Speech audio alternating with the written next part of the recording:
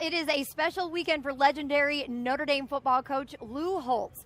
From the Holtz's Heroes Foundation brunch, where dozens of former players get together, to a major donation at the Hesburgh Library in honor of his late wife, Beth.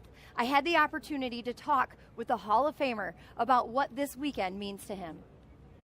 Well, it's not just the 88 team, it's with all the players, Holtz's Heroes. Anytime you come back to Notre Dame, it's great. And every time I come back, and particularly this year, I think, enjoy it, because this might be the last chance I have to come back. I'm going to be 87 soon, but it's just been fun to be part of Notre Dame. How is your health? I saw this spring you were using a walker, but you don't have one today. I'm blessed. You know, I count my blessings. We can't control what happens to us, but we can't control how we react to what happens. It was the athletes that formed my life. I didn't really form their life. All I ever tried to do was teach our athletes to make good choices. I know that this is a special weekend for you as well, because you've made a donation to the library to have a reading room in your wife's memory. You know, we're at Notre Dame. I had 3 children graduate from here, 4 grandchildren, and they have a gate on me, the Lou Holtz gate, where you go into the stadium. They have a statue of me.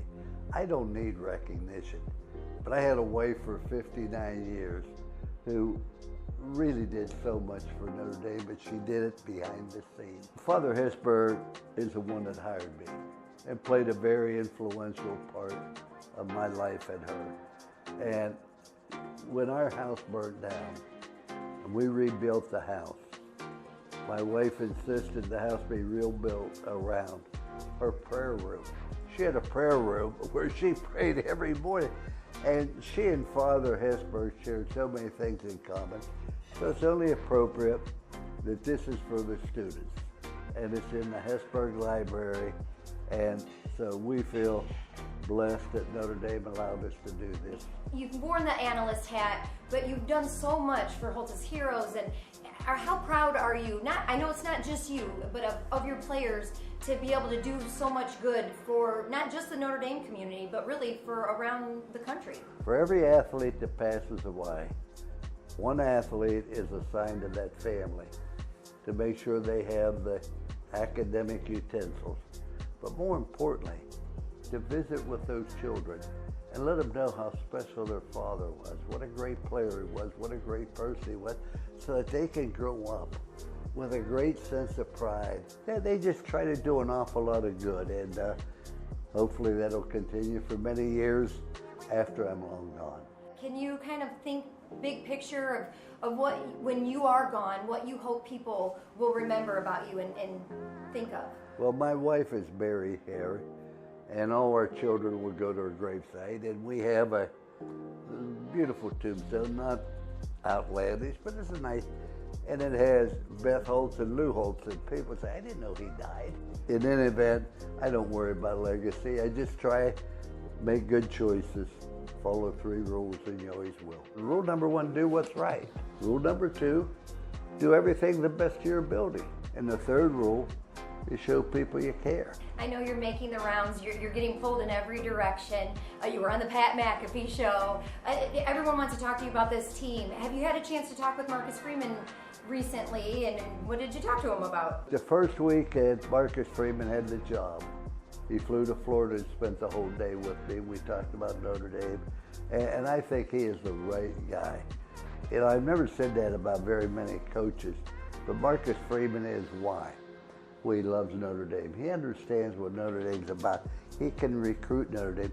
He can inspire the players to play for Our Lady on the Dome. But I think this is an excellent football team. I think it's a complete football team. I think our offensive line is great. Our running back averages about 10 yards a carry.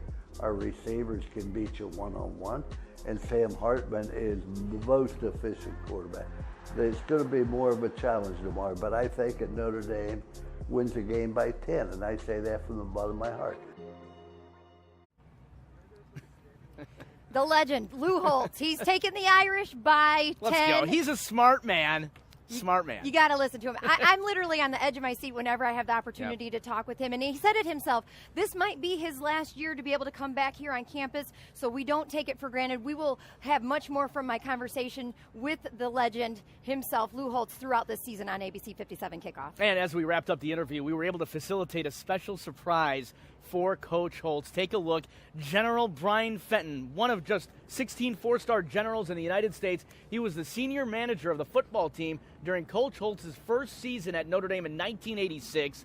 They had a special moment here to catch up. General Fenton told you, Allison, that Holtz's words of wisdom convinced him to join the Army, a decision that led to an incredibly decorated career, including assistant to the Secretary of Defense. Yeah, absolutely incredible career. And General Fenton, we will have a special story on him coming up later this season. And as he was leaving our interview, he was going to meet with Marcus Freeman privately for a chance to just talk with him and, of course, the team. So we will check back in with him.